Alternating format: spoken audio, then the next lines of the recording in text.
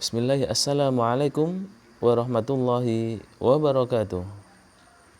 Alhamdulillah wassalatu wassalamu ala Rasulillah nabiyyina Muhammadin sallallahu alaihi wasallam wa ala alihi wa ashabihi wa man tabi'ahum bi ihsanin ila yaumiddin.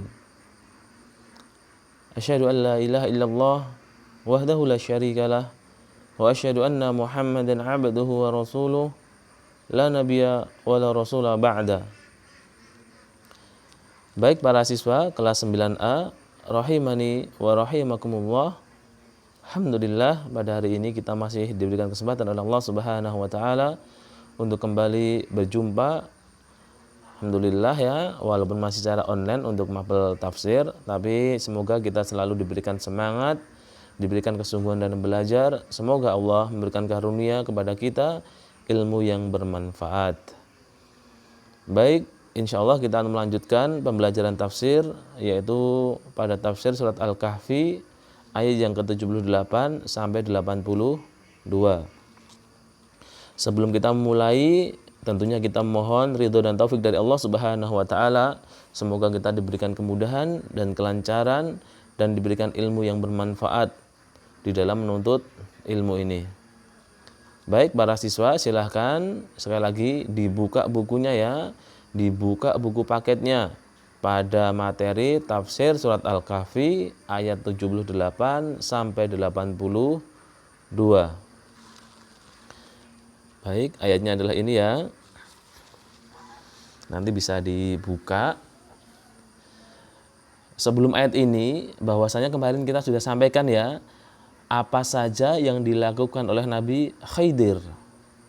Tentu masih ingat. Apa saja yang pertama coba? Iya, benar sekali.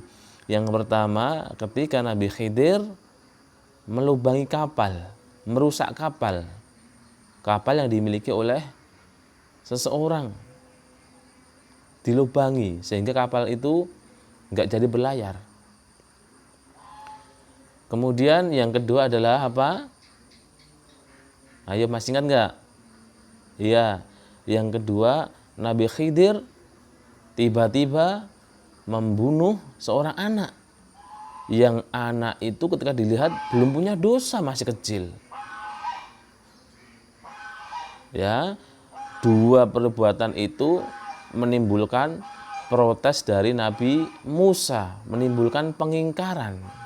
Sehingga setelah Nabi Khidir membunuh anak kecil itu dan Nabi Musa protes, Nabi Khidir mengingatkan, wahai Musa, bukankah engkau telah berjanji tidak akan bertanya atas apa yang telah aku kerjakan? Maka Nabi Musa mengatakan, oh iya, maaf Nabi Khidir, berikanlah aku udzur sekali lagi. Kalau sampai sekali lagi aku bertanya atau protes terhadap apa yang kau kerjakan, berarti sudah tidak ada kesempatan lagi untuk bersamamu. Artinya apa? Nabi Khidir dan Nabi Musa pisah sudah. Kalau sampai bertanya lagi, laqad darullah, memang karena skenario Allah ya. Pada hal yang ketiga, yaitu ketika Nabi Khidir dan Nabi Musa sampai di suatu daerah, sampai di suatu negeri dalam keadaan haus, dalam keadaan lapar dari perjalanan yang jauh. Kemudian beliau berdua, Nabi Khidir dan Nabi Musa, meminta makan dan minum dari penduduk negeri, tapi tidak ada yang ngasih. Ya, dalam keadaan haus, sebenarnya beliau berdua sebagai tamu ya di tempat itu, tapi nggak dijamu, nggak dikasih makan, nggak dikasih minum. Kemudian ketika mereka berjalan di daerah itu mendapati rumah yang hendak roboh. Kemudian Nabi Khidir membetulkan rumah itu sehingga bagus lagi. Dan ini Nabi Musa mengatakan, ini kita minta upah, ya, minta upah karena mereka tidak baik dengan kita. Maka apa yang terjadi? Tidak mau. Nabi Khidir tidak mau ngambil upah, dan ini juga menimbulkan protes yang ketiga dari Nabi Musa. Akhirnya pun itu adalah menjadi protes yang terakhir dari perjanjian beliau berdua. Maka pada ayat-ayat ini Allah akan menjelaskan dari perbuatan-perbuatan yang dilakukan oleh Nabi Khidir. Begitu ya. Kita langsung mulai, ini kosakata dulu, yaitu tastati', engkau mampu, ya, tastati'. Selanjutnya tafsir dari surat Al-Kahfi ayat 78. Yuk, kita mulai. Qala, setelah yang ketiga itu ya, setelah Nabi Khidir selesai membangun rumah yang tidak roboh itu ya, Nabi Khidir, kan Nabi Musa protes. Lah ini yang dikatakan oleh Nabi Khidir kepada Nabi Musa. Qala, berkata Khidir kepada Musa, hada. Kalau secara istilah kan hada itu ini ya, tapi ini di sini maksudnya adalah pengingkarannya Nabi Musa. Pengingkaranmu terhadap diriku yang tidak mengambil upah, padahal engkau telah mengatakan jika aku bertanya sekali lagi, bertanya maksudnya ini dalam arti protes ya, tentang apa yang aku lakukan, maka jangan biarkan aku bersamamu. Ini Nabi Musa sendiri yang mengatakan, nek aku protes kas, berarti aku wis ora kowe meneh. Berarti aku wis pisah karo jenengan, seperti itu. Dengan Nabi Khidir ya. Firaku baini wa bainik. Nah, ini antara engkau dan aku sudah berpisah, dan ini adalah tempat berpisah antara aku dan engkau. Saunabbiuka, maka aku akan mengabarkan kepadamu, menjelaskan kepadamu bitakwili, dengan penjelasan, dengan tafsir, malam tastati alaihi sabra, dari perkara-perkara yang telah aku lakukan, yang kamu tidak mampu bersabar karena perkara-perkara tersebut. Ngerusak kapal, mateni bocah, sama yang terakhir tadi ngedeke omah sing arep ambruk padahal di daerah orang-orang yang pelit, orang-orang yang kikir. Nah, ini Nabi Khidir mau menjelaskan semua perkara-perkara itu karena Nabi Musa tidak tahu. Ya, Nabi Musa tidak tahu kenapa Nabi Khidir melakukan itu. Maka tadi Nabi Musa protes. Dari ayat ini ada faidah yang bisa diambil, yaitu sesungguhnya seseorang mencocoki temannya dalam perkara yang tidak dilarang akan mendorong dalam menjadikan sebab kuat dan kekalnya persahabatan. Jadi kalau orang itu berteman karena dasar kebaikan, dasar syariat, itu nanti persahabatannya akan kuat, ya, dan bisa kekal. Akan tetapi kalau orang itu bersahabat karena dosa, maksiat, maka itu menjadi sebab terputusnya persahabatan. Ya, kalau dalam kebaikan menjadi persahabatan yang diridhai oleh Allah. Kalau persahabatan dalam kemaksiatan, maka menjadi persahabatan yang tidak diridhai oleh Allah Subhanahu wa taala. Kemudian kita masuk ke tafsir surat Al-Kahfi ayat 79. Ya. Surat Al-Kahfi ayat 79. Amma safinatu fakanat limasakina ya'lamuna fil bahr. Ya. Baik, dalam ayat ini menjelaskan perbuatan pertama yang dilakukan oleh Nabi Khidir yang hubungannya dengan apa? Merusak kapal. Kenapa Nabi Khidir itu merusak kapal? Ya, maka beliau menjelaskan, adapun kapal itu adalah kepunyaan orang-orang miskin yang mereka sewakan dan mendapat manfaat dari persewaan tersebut. Jadi kapal itu adalah kapal milik orang miskin. Ketika dinaiki baru di tepi-tepi pantai itu memang dirusak oleh Nabi Khidir. Ya, dirusak. Kenapa? Fa'aratu an aibaha. Aku menjadikan kapal itu rusak, menjadi berlubang hingga kapal itu tidak bisa berlayar. Wa kana wara'ahum, karena di depan mereka, di depan jalur yang akan dilalui oleh kapal itu malikun, yaitu raja yang zalim. Raja yang zalim. Ya'khudhu kulla safinatin ghasba. Yang raja zalim itu ngapain? Yang raja itu akan merampas setiap kapal yang bagus yang berlayar di perairan tersebut. Maka dilubangi, rusak, nggak jadi berlayar, nggak diambil. Dan ketika nanti dibenahi bisa dipakai lagi untuk berlayar, untuk bekerja. Itu adalah faedahnya ya dari kenapa Nabi Khidir merusak kapal dari orang-orang yang miskin itu. Ternyata kalau nanti nggak rusak, pasti kapalnya dirampas oleh raja yang zalim tadi. Sedangkan kapalnya rusak, maka nggak dirampas dan nanti bisa diperbaiki lagi dan bisa digunakan kembali. Itu adalah tafsir dari ayat yang ke-79. Adapun faidahnya dari ayat ini adalah keutamaan bekerja dan berusaha untuk mencari rizki. Ya, tadi orang-orang miskin tadi ya, yang mereka berusaha mencari rizki dengan jalur menyewakan kapalnya. Yang kedua di antara kaidah syariat yaitu mendatangkan kebaikan yang besar, yaitu mendatangkan kebaikan yang besar meskipun harus menimbulkan kerusakan yang kecil. Ini tadi seperti kapal tadi ya. Misalnya kapal tadi tidak dilubangi, sudah habis dirampas, nggak kembali sama sekali.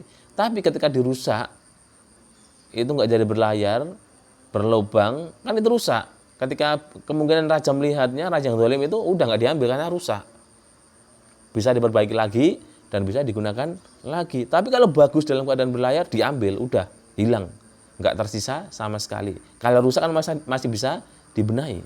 Tapi kalau udah hilang sama sekali, ya sudah. Maka termasuk boleh ya untuk mendatangkan kebaikan yang besar meskipun harus menimbulkan kerusakan yang kecil. Berikutnya kita masuk ke tafsir surat Al-Kahfi ayat 80 dan 81. Wa ammal ghulamu fakana abuhu mu'minaini. Dan ketika Nabi Khidir itu membunuh anak kecil yang tidak berdosa. Kenapa? Ya, ini. Dan adapun anak kecil itu, kedua orang tuanya adalah orang-orang yang beriman. Bapak ibunya adalah orang-orang yang beriman. Fa khasina ayyurhiqahuma tughyana wa kufra. Dan kami khawatir jika kecintaan kedua orang tua itu yang sangat besar kepada anaknya menjadikan mereka mengikuti agama anaknya. Jadi anak kecil ini besok kalau besar dia hidup menjadi orang yang sesat, orang yang dalam kekafiran. Kalau dibiarkan seperti itu, nanti orang tua yang sangat cinta pada anaknya, nanti orang tuanya ikut-ikut kafir, orang tuanya ikut-ikut tersesat. Maka anak itu dibunuh. Ya, maka anak itu dibunuh oleh Nabi Khidir supaya orang tuanya tidak menjadi orang tua yang kafir dan sesat. Dan jangan pernah ditiru karena ini Nabi Khidir diberikan ilham oleh Allah. Jadi tidak sembarangan orang, anak kecil asal dibunuh, nggak bisa. Beliau adalah Nabi utusan Allah alaihi salatu wassalam. Jadi selain beliau tidak ada yang bisa, tidak ada yang boleh. Bahkan Nabi Muhammad nggak pernah membunuh anak kecil asal-asalan, nggak pernah. Jadi apa yang dilakukan oleh Nabi itu karena ilham dari Allah Subhanahu wa Ta'ala. Kemudian ayat selanjutnya 81, fa'aradna ayyubdilahuma rabbuhuma khairam minhu zakah. Dan kami berharap agar Allah Subhanahu wa Ta'ala mengganti anak tersebut dengan anak yang soleh, yang memiliki agama yang baik. Fa aqraba ruhma, yang anak itu lebih berbakti dan lebih menyayangi kedua orang tuanya dibanding anak yang telah dibunuh tadi. Nah, jadi ketika kehilangan satu anak, ternyata diganti oleh Allah dengan anak-anak yang lain yang lebih soleh, lebih berbakti, dan lebih menyayangi kedua orang tuanya. Dan tentunya dalam keadaan agama yang baik, tidak menjadikan orang tuanya sesat dan kafir. Kemudian ayat yang terakhir yang kita bahas pada hari ini yaitu ayat 82. Wa ammal jidaru fa kana li ghulamaini yatimaini fil Madinah, dan adapun dinding yang condong, dinding rumah yang mau roboh ketika melewati suatu negeri ya, adalah kepunyaan dua anak yatim di kampung itu. Ya, kepunyaan dua anak yatim di kampung itu. Wa kana tahtahu kanzul lahuma, yang di bawah tembok atau di balik tembok tersebut terdapat harta simpanan terpendam bagi keduanya. Tinggalan kedua orang tuanya sebelum meninggal, itu meninggalkan harta simpanan di balik tembok tersebut. Wa kana abuhuma sholihan fa aradna rabbuka ayyablugha ashuddahuma. Dan seandainya tembok tersebut itu roboh, maka akan terlihat nanti simpanannya dan akan diambil oleh penduduk kampung yang jahat, sedangkan ayah mereka adalah orang-orang yang soleh. Ya, sedangkan ayah mereka adalah orang-orang yang yang soleh. Fayastakhrijakan zahuma, maka Allah mengendaki, Allah menginginkan harta itu dikelola oleh anak-anak itu ketika nanti dalam keadaan mereka sudah dewasa, sudah kuat, sudah siap untuk mengelola harta tersebut. Rahmatan min rabbik, dan itu adalah rahmat Allah untuk kedua anak yatim itu. Ya, kedua anak yatim ini. Itu menjadi bentuk kasih Allah kepada mereka berdua. Wa ma fa'altuhu an amri, dan semua yang aku lakukan bukan bersumber dari diriku sendiri. Jadi bukan karepe Nabi Khidir. Ya, bukan karepe Nabi Khidir. Semuanya itu tadi, seperti melubangi kapal, membunuh anak kecil, atau mendirikan rumah yang mau roboh di tengah-tengah masyarakat yang kikir, yang pelit, yang bakhil. Itu bukan karena keinginan Nabi Khidir sendiri, ya, tapi karena perintah Allah dan ilham dari Allah Subhanahu wa ta'ala. Dzalika ta'wilu ma lam tastati' alaihi sabra.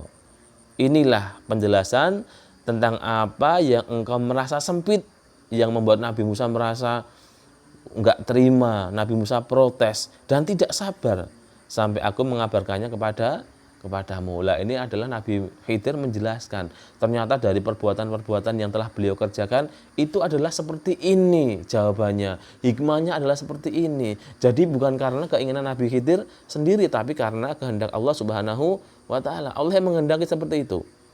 Maka faedah dari beberapa ayat atau tiga ayat yang terakhir adalah sesungguhnya orang yang soleh akan dijaga anak keturunannya. Ya, tadi kan ada anak-anak soleh ya yang dibalik rumah yang mau roboh tadi, ternyata orang tuanya juga soleh. Maka hartanya dilindungi oleh Allah Subhanahu wa ta'ala. Keberkahan ibadah yang dilakukan meliputi anak-anaknya di dunia dan di akhirat. Kemudian yang terakhir, sesungguhnya apa yang dilakukan oleh Nabi Khidir, yakni membunuh anak, hal tersebut berdasarkan ilmu dan ilham yang dikhususkan oleh Allah untuknya. Hanya untuk Nabi Khidir loh ini loh, ya. Sekali lagi, tidak boleh seseorang, aku mencontoh Nabi Khidir membunuh anak kecil. Enggak boleh. Itu hanya dilakukan oleh Nabi Khidir saja karena beliau mendapat ilham dari Allah Subhanahu wa ta'ala. Beliau mengetahui ilmunya itu adalah dari Allah Subhanahu wa ta'ala. Maka tidak boleh seorang pun meniru perbuatan tersebut. Begitu ya para siswa kelas 9 ar-rahimani wa rahimakumullah yang dapat kita sampaikan pada hari ini. Semoga bermanfaat. Insyaallah akan kita lanjutkan, kita sambung lagi pada kesempatan yang berikutnya. Semoga Allah memberikan kemudahan dan kelancaran. Jangan lupa nanti ada sedikit latihan, silahkan dikerjakan. Sekian kita akhiri. Subhanakallahumma bihamdika asyhadu an la ilaha illa anta astaghfiruka wa atubu ilaik. Walhamdulillahirabbil alamin. Wassalamualaikum warahmatullahi wabarakatuh.